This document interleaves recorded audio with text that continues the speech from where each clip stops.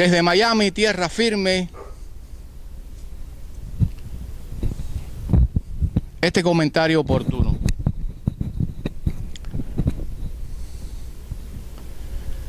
La historia recogerá que habrá que hablar antes y después de la dramática, inesperada, misteriosa, no esclarecida de la muerte de Osvaldo Payá Sardiñas, una figura que irrumpe en la experiencia cubana de los últimos años,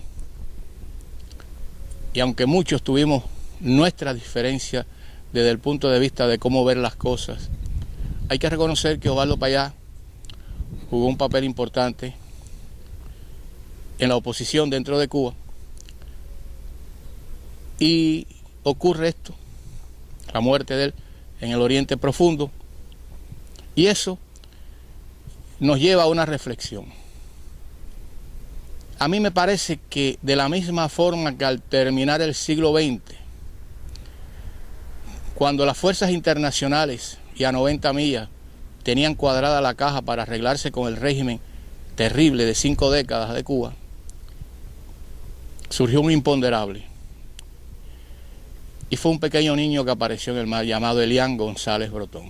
Eso arruinó todos los planes que se tenían a partir de haberse realizado la cumbre iberoamericana, latina, como la quieran llamar, en La Habana, Cuba, donde se reunieron los presidentes, los dirigentes de todas las naciones del hemisferio.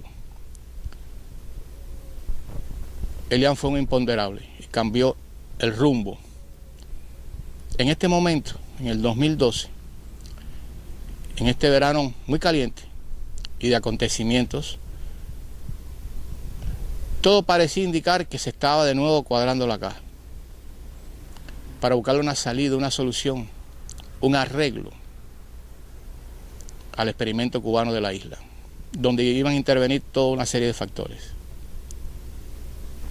La comunidad internacional, el Vaticano, la jerarquía, la administración Obama, América del Sur, todo, Premio Sájarov, toda una serie de fuerzas internacionales que pujaban para que se buscara una solución. Los muleros, me olvidaba de los muleros, una solución al problema, al diferendo con Cuba. Y surge la muerte de Osvaldo Payá. Y esto lo ha trastocado todo.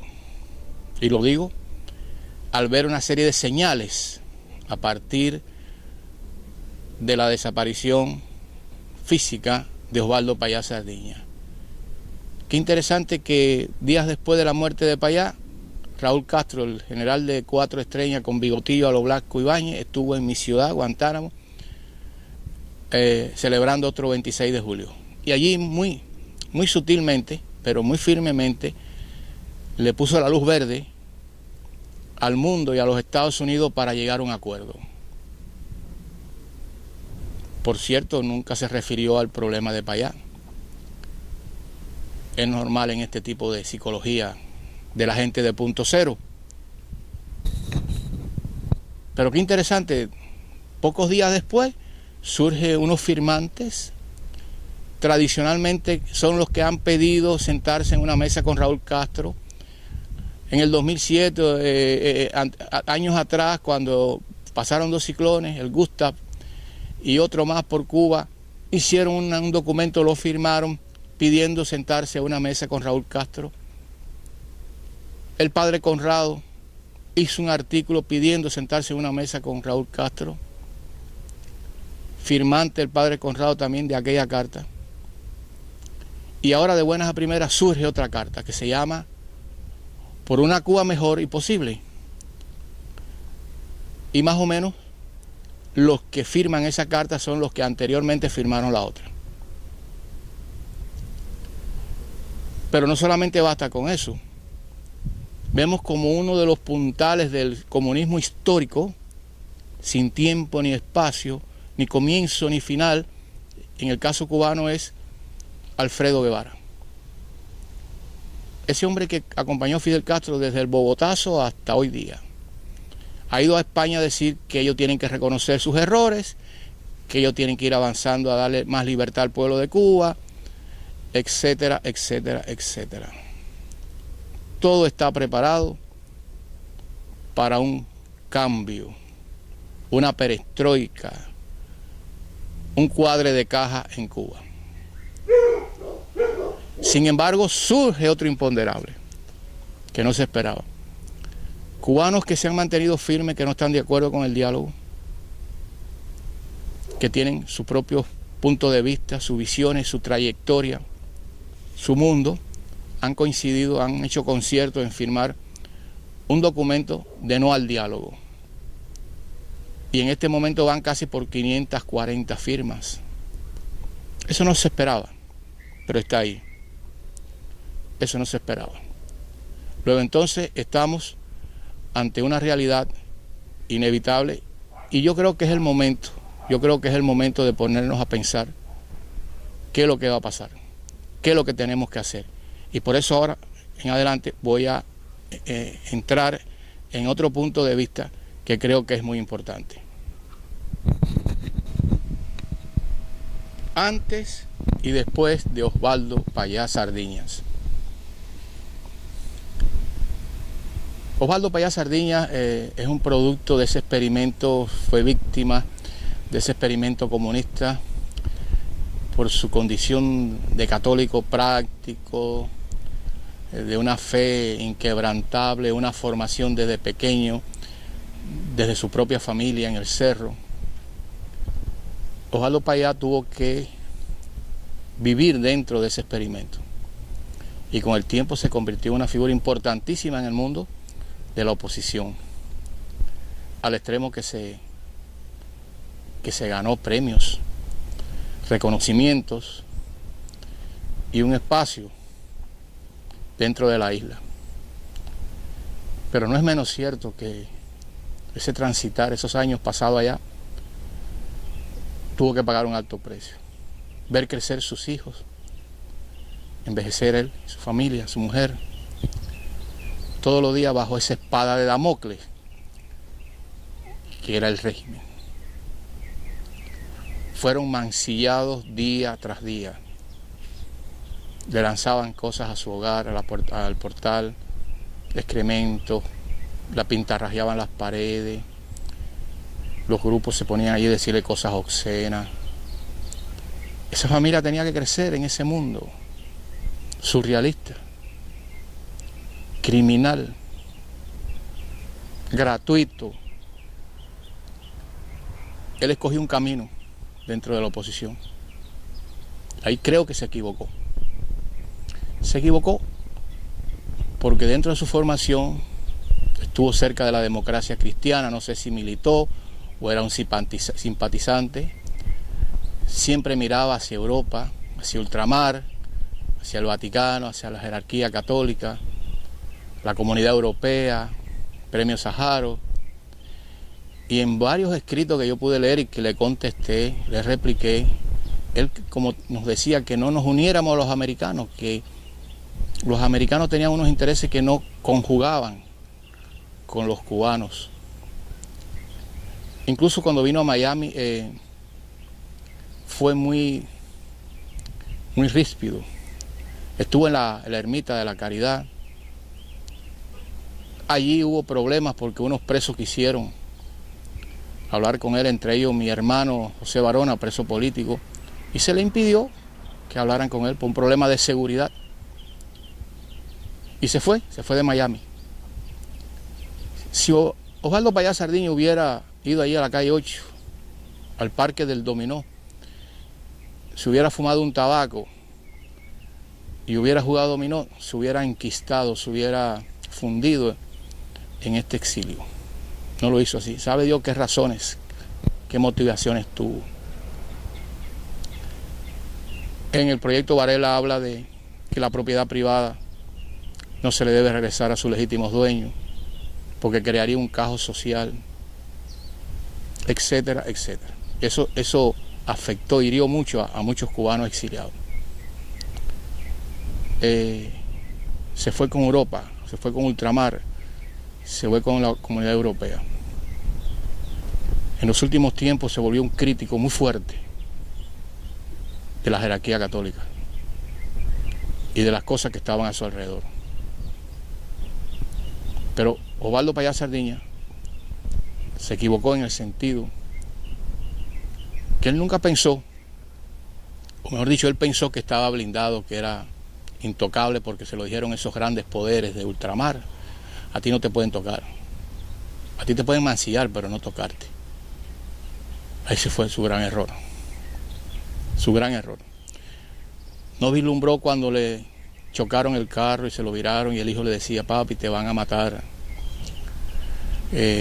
No se montó un acto no conducido por él, sino conducido por un extranjero. Y fue hacia el Oriente Profundo. Y ahí empezó la historia de Osvaldo Payá Sardiña. Pero se equivocó. Se equivocó después de muerto cuando esas entidades, y cuando digo esto pienso en su esposa, sus hijos. Han pasado varias semanas de su dramática, terrible muerte. Y todavía las instancias internacionales que él confió, que él respetaba y admiraba y donde él se refugiaba, no han sido lo suficientemente enérgicas para exigirle a ese experimento de punto cero que clarifique las cosas, que no se pueden quedar así, que no pueden estar manejadas por la contrainteligencia, como tradicionalmente ocurre. La verdad tiene que salir al paso, como lo dijo su viuda. No quiero ni denunciar ni defender, quiero la verdad. Eso lo ha dicho la viuda de Osvaldo Payá Sardiña. Y hasta ahora la verdad no se ha impuesto. Pero hay algo más importante. Hay algo más importante. Con la muerte de Osvaldo Payá se derrumba como naipes un proyecto en Cuba de coexistir, de cohabitar, de reconciliarse, de usar las mismas herramientas constitucionales del régimen, de irse enquistando, de irse metiendo poco a poco dentro de ese mundo totalitario y cambiarlo. Ahí se equivocó Osvaldo Payá, porque la realidad es que ante su tragedia personal, ese régimen ha reaccionado como siempre en 5 décadas. No hay reconciliación con punto cero. No hay más nada que hablar con punto cero, porque no cambian. Ellos son mesiánicos. Ellos usan la utopía para ir hacia eso, a ese mundo mesiánico que nunca se hará realidad, como poner una mazorca de maíz en la nariz de un asno y mientras tira de la carreta trata de comerse el maíz y nunca lo podrá hacer. Antes reventará. Por eso se equivocó Payá. Pero con él hay una gran contribución. El antes, mejor dicho, el después de Osvaldo Payá. Y en este momento los cubanos tenemos que hacer una reflexión.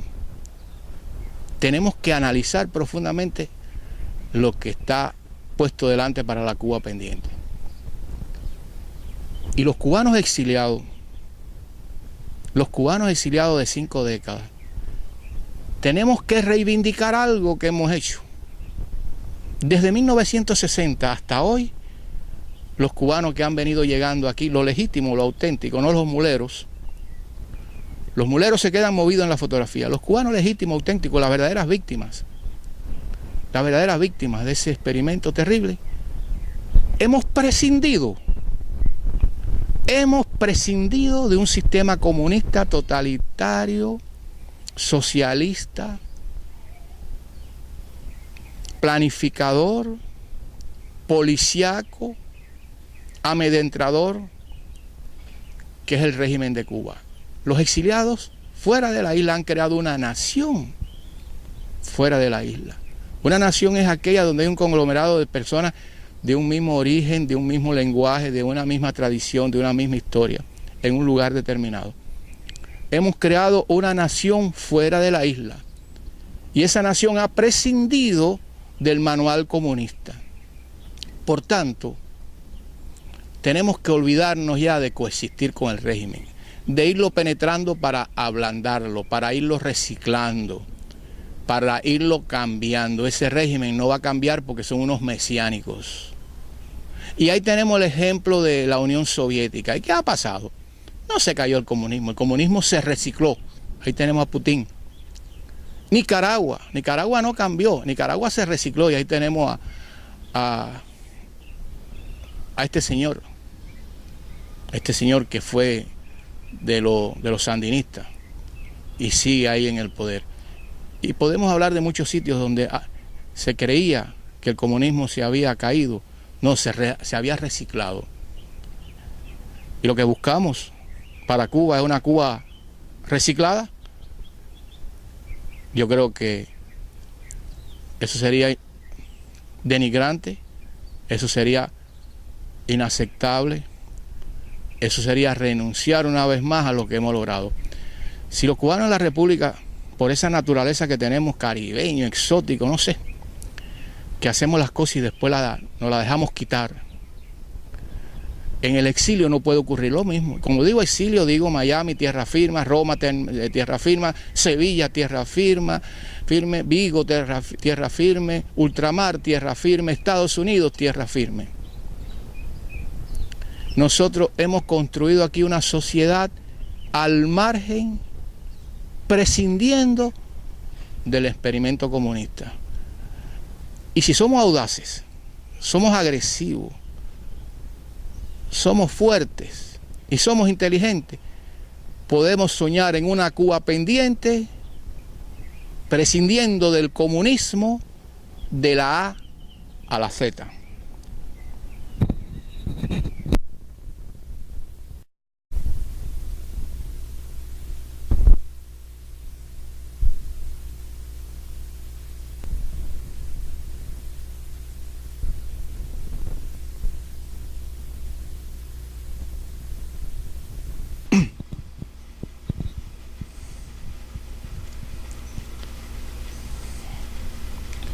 Quiero terminar este comentario de Villa Granadillo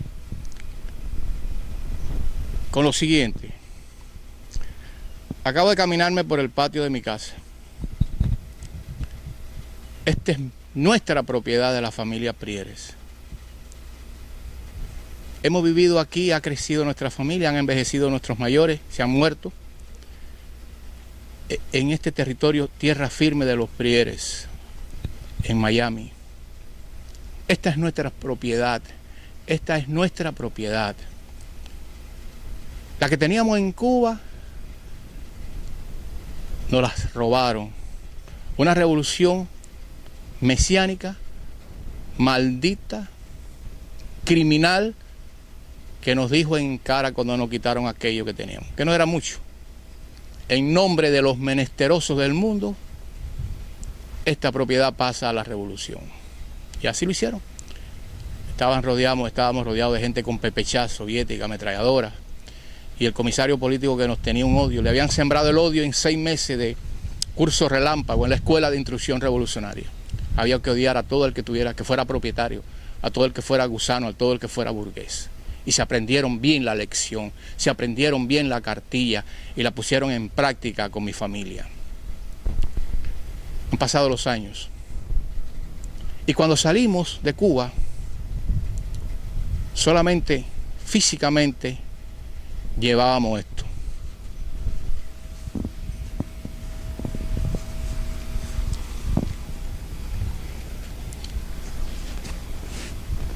Este gusano tiene 41 años.